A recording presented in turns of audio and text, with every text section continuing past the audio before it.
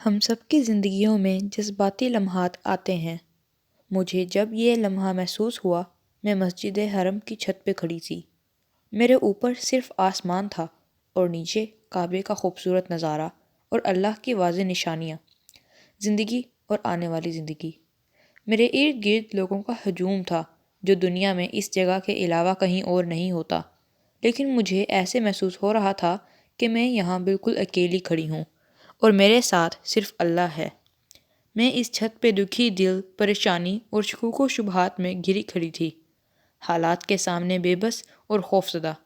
میں اپنی زندگی میں ایک دوراہے پہ کھڑی تھی کہ نہ جانے آنے والا وقت کیا حالات لائے گا یا کوئی امید باقی ہے۔ مسجد حرم کی چھت پہ کھڑے مجھے حضرت موسیٰ علیہ السلام کی کہانی یاد آئی، جب وہ بحر احمد سمندر کے کنارے کھڑے تھے۔ بظاہر ان کے سامنے سمندر تھا جو حملہ آور فوج سے بھاگنے کی راہ میں رکاوٹ بنا ہوا تھا، لیکن ان کی نظر اللہ پر تھی اور یقین اس راستے پر تھا جو اللہ نے ان کے لیے نکالنا تھا، جبکہ ان کی قوم شدید شکوک و شبہات اور بدگمانی کا شکار ہو رہی تھی اور حضرت موسیٰ علیہ السلام کو دہائیاں دے رہی تھی، لیکن حضرت موسیٰ ان کا یقین نہیں ڈگمگایا۔ انہوں نے فرمایا، اِنَّ مَعِیَ رَبِّی سَیَہْدِینِ۔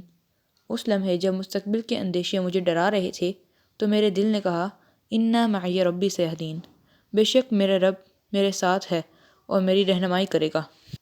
ہم مشکلوں پریشانیوں کے پار صرف اس وقت دیکھ سکتے ہیں جب ہمارا دل ایمان پر قائم ہو۔ اسلام کی بنیاد توحید ہے، لیکن توحید صرف زبانی کہہ دینا نہیں کہ اللہ ایک ہے۔ اس کے گہرے معنی ہیں کہ آپ کا مقصد، آپ کی عبادت، آپ کی محبت اور آپ کا خوف صرف ایک ہی ذات یعنی اللہ کے لیے ہے۔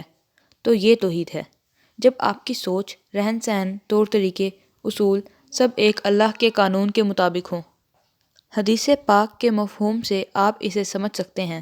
حضرت محمد صلی اللہ علیہ وسلم نے فرمایا، جو آخرت کو اپنا مقصد حیات بناتا ہے تو اللہ سبحانہ و تعالیٰ اس کے دل کو دنیاوی بھاگ دوڑ سے پاک کر دیتے ہیں، اس کے معاملات اپنے ذمے لے لیتے ہیں اور دنیا اس کے قدموں میں آ جاتی ہے۔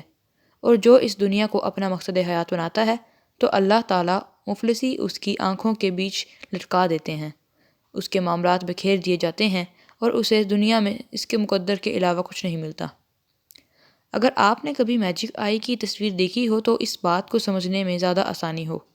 قریب سے دیکھنے میں وہ صرف رنگین نقطوں سے بھری تصویر لگتی ہے، لیکن جب اسے تھوڑا دور کر کے ایک خاص نقطے کے پر نظر جما کے غور کریں تو کچھ شکل یا الفاظ لکھے نظر آتے ہیں، اور اگر ایک لمحے کے لیے نظر ہٹا لی جائے تو دوبارہ وہ تصویر ان نقطوں میں گم ہو جاتی ہے۔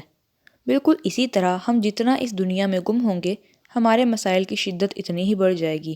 جتنا اس دنیا کو حاصل کرنے کی کوشش کریں گے، اتنی ہی ہم سے دور ہوتی چلی جائے گی۔ جتنی دولت کی خواہش دور کریں گے، اتنی ہی مفلسی محسوس ہوگی۔ جتنی دولت جمع کر لیں گے، ہر وقت اس کے ضائع اور کھونے کا ڈر ہوگا۔ مفلسی کا خوف ایک بیماری ہے جو دنیا دار کو لاحق ہوتی ہے۔ یہی وہ مفلسی کی بیماری ہے جس کا حضرت محمد صلی اللہ علیہ وسلم نے ذکر کیا کہ مفلسی دنیا کی خواہش کرنے والوں کی آنکھوں کے درمیان لٹکا دی جاتی ہے، یعنی جس طرف دیکھیں گے ان کو مفلسی نظر آئے گی۔ چاہے جتنا مال و دولت ہو، ان کی مزید دولت اکٹھی کرنے کی خواہش ختم نہیں ہوگی، ان کی دولت کے انبار سے بھی تسکین نہیں ملے گی۔ اس کے برعکس جو اللہ سے محبت کرتے ہیں وہ تھوڑے میں بھی خوش رہتے ہیں، وہ غریبی میں بھی دوسروں کی مدد کرتے ہیں، وہ اللہ پر توکل کرتے ہیں تو اللہ ان کے دلوں کو سکون سے بھر دیتا ہے اور دنیا بھی ان کے قدموں میں آ جاتی ہے۔ اور جب ایسے لوگ زندگی میں مالی پریشانی، حادثے، دھوکے، غم، بے آسرا، بے چارگی، دکھ، تکالیف کا شکار ہوتے ہیں تو صرف اور صرف اللہ ہی کی طرف رجوع کرتے ہیں اور پھر اللہ ان کے لیے کوئی نہ کوئی راستہ نکال دیتا ہے۔ یہ کوئی خوش فہمی نہیں بلکہ اللہ کا وعدہ ہے۔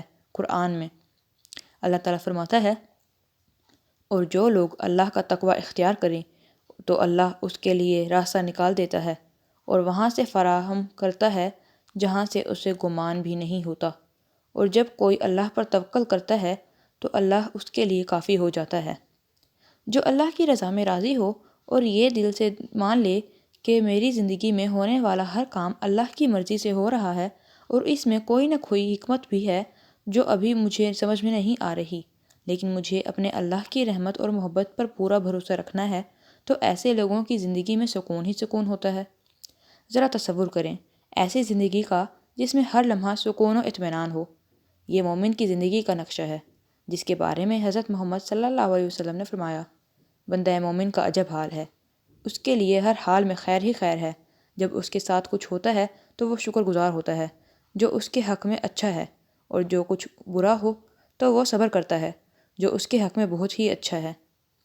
بندہ مومن کا دل ایک جنت کی طرح ہوتا ہے جس کے بارے میں ابن تیمیہ رضی اللہ عنہ فرماتے ہیں، یقیناً اس دنیا میں ایک جنت ہے، جس نے اس جنت کو نہ پایا وہ آخرت کی جنت کو بھی نہیں پا سکے گا، اور جنت میں سکون کسی لمحے کا نام نہیں بلکہ پوری زندگی ہے۔